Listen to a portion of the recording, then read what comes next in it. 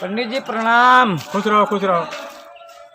आप कहाँ के रहने वाले हैं? हम बरवा कला गौरव उन्नाव। क्या समस्या है तुम्हारी? समस्या क्या है कि हमारे बच्चे जो है कि जानवर चला रहे थे, हाँ। तो वो एक गधा मार दिया। अच्छा, वही समाधान है। समस्या का समाधान हो जाए, लेकिन सबको 5,000 जितने लड़कों ने मिलकर गधा मारा है, सबके घर वाले 5,000 रुपए चंदा इकट्ठा करे, ठीक है? हाँ। सोने का गधा बनेगा। हाँ। वो हमारे पंडित जी को हमको दान कर दिया जाएगा। हाँ। तब सब बच्चों का कल्याण होगा।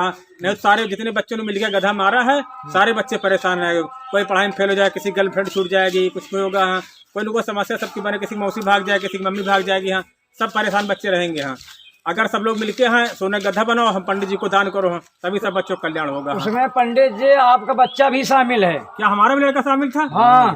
तो यार बड़ा गलत हुआ है।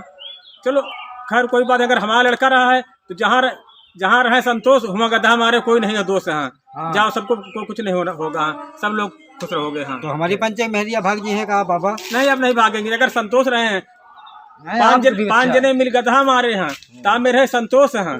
और जहाँ रहे संतोष, हुआ गधा मारे नहीं है कोई दोस्त नहीं होगा। हाँ, सब लोग जाओ मौज करो। हाँ, जाओ अपने घर सब लोग।